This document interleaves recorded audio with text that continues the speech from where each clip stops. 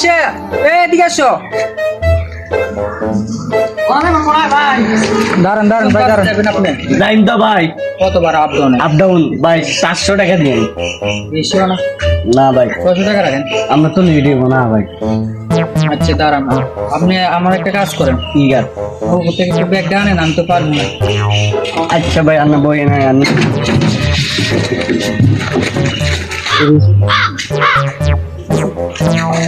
না ভাই ভাই চলে গেছে আপনাকে চুরি করবেন গাড়ি নাকি? চলো চলো।